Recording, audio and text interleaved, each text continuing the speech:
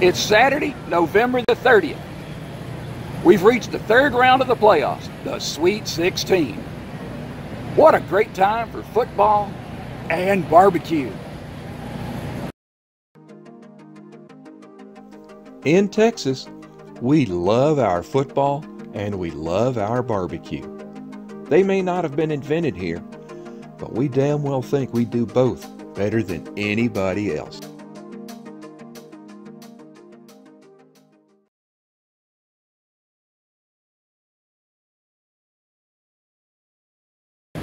Today I'm at McLean Stadium, the campus of Baylor University in Waco. I'm here to see the Rockwall Yellowjackets face off against the Klein Oak Panthers. Jason Glenn is the head coach of Klein Oak. He played professionally for the Jets, Dolphins, and the Vikings. He was an assistant coach at Klein Oak from 2012 through 2016. He took the reins as the head coach in 2017. Klein Oak comes into this game with a 10-2 record. Their two losses came in district play to Klein and Klein Kane. Rockwall is coached by Rodney Webb. He's been their head man since 2013. Highly respected in the Texas coaching circles, he's the current president of the Texas High School Coaches Association. Rockwall comes into this game with a 10-2 record. Their two losses were at the hands of Highland Park and Longview, two teams that won state last year. It's a beautiful sun-drenched day. Current temperature is about 78. Absolutely perfect for football. This is the 13th game of the season for both these teams. All the hard work, all the sacrifices they've made will be put to the test today. The march to the championship continues. Yellowjackets and Panthers. It should be a good one. While the teams complete their pregame workouts and get ready for the start of the game, let me take this time to show you the barbecue I had earlier today. This past summer, Texas Monthly published a list of the top 25 new barbecue joints in Texas. A playoff game in Waco was just the excuse I needed to scope out one of them, Helberg Barbecue. I loaded up the minivan and headed north on I-35. When I got to Highway 6, I hung a left and went west for about 15 minutes. Owners Philip and Yvette Helberg had been serving barbecue out of a food truck, but now they have a brick and mortar restaurant at 8532 North Highway 6. It's on the other side of Lake Waco, about 16 miles from the center of the Waco universe, Chip and JoJo Silos. The Helbergs have a large inside dining area filled with picnic tables and the sweet smell of barbecue. I was greeted by a wonderful young lady named Brooke. She pointed out their menu, handwritten on butcher paper hanging on a wall. They had a daily special of beef ribs, but I had to pass on that. My mouth started to water as Candace prepared my order. With a twinkle in her eye, she said their barbecue is so good it would spoil me for anybody else's. I was good with that. The barbecue was fantastic. Thick slices of moist brisket with a great outer bark. Each bite was filled with smoky flavor and just melted in my mouth like butter. Zowie. The pork ribs were meaty and very tasty. They had a nice peppery bark and were tender, almost boneless. I had eaten several bites before I realized I didn't have any sauce. I overheard Kyle tell another customer that they had 3 kinds of sauce, so I went back to the counter and got samples of each. The first was their thick and not too spicy red sauce, typical of most joints. The second was a beer and mustard sauce, the mustardy taste really coming through. The white sauce had a hint of horseradish, a little sweet, a little spicy, really good. Some homemade pickles and pickled onions topped it all off.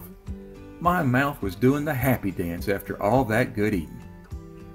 When I paid for my food, Brooke pointed to Dave and said he was their meat man. After I ate, I made a point to meet him. I went out back to where the smokers are and told him how much I enjoyed the barbecue.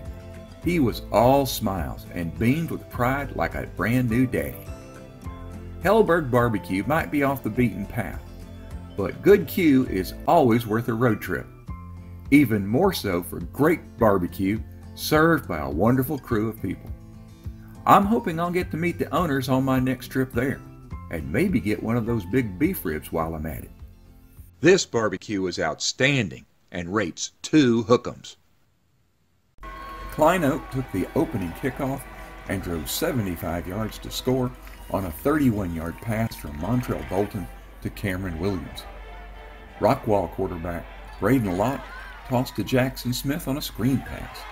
Smith took it to the house to tie the score at 7. Zach Henry rushed for an 11-yard touchdown to make it 14-7. Late in the first quarter, Smith dazzled the crowd with an electrifying punt return down to the Panthers' 28-yard line.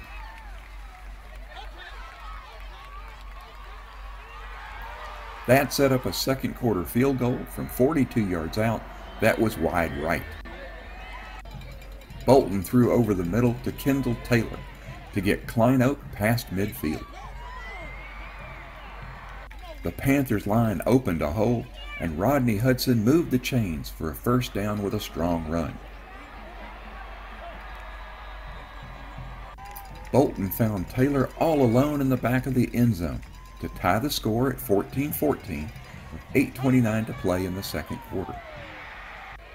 Following a punt, Rockwall running back Khalil Catlett fumbled and Klein Oak recovered on the Yellowjackets' 10. The Panthers were forced to settle for a 21-yard field goal and went to halftime leading 17-14. After trading turnovers in the third quarter, the Panthers got their ground game working. Jamal Stevens bounced outside for a big gain. Taylor got the ball on a sweep and carried deep into the Yellowjackets' red zone.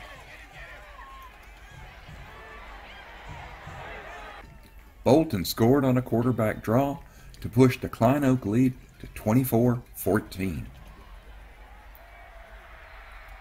The Yellowjackets failed to get a first down, and the Panthers took over. Klein Oak wore down the Rockwall defense with punishing runs by Hudson. This Hudson run set up first and goal from the 5. But once again, the Yellowjacket defense stiffened, and the Panthers had to settle for a chip shot field goal, making the score 27-14. Late in the third quarter, Braden Locke threw 35 yards to Brendan Bays to close the gap at 27-21. Klein Oak punted to start the fourth quarter. Locke threw to Jackson Smith for a first down. Locke found Bays on the sideline to move deeper into Panthers territory. Smith got the ball on a reverse, cut back against the grain, and scored from 22 yards out, giving Rockwall a 28-27 lead. One play later, Montrell Bolton's pass was intercepted by Corey Kelly. His pick six and a missed extra point extended the Yellowjackets' lead to 34-27. The Rockwall defense forced Klein to go 3 and out. Locke passed to Trevor Munson, setting up the Yellowjackets in the Panthers' red zone. This time Ethan Spearman's 20-yard field goal was good, making the final score 37-27. Klein Oak dominated the third quarter with their rushing attack and built a 13-point lead. But instead of scoring touchdowns when they had a chance to salt the game away, they had to settle for short field goals. That left the door open for Rockwall.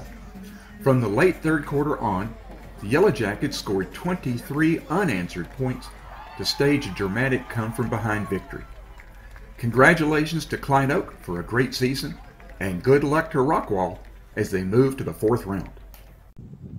Your feedback is real important to me. If you like this video, please hit the like button on YouTube. You can hit the share button to share this video with friends and family. Maybe you've got a favorite team I should go see, or a favorite barbecue joint I should try out. Write something in the comments and I'll get back to you as quick as I can. Suggestions are always welcome.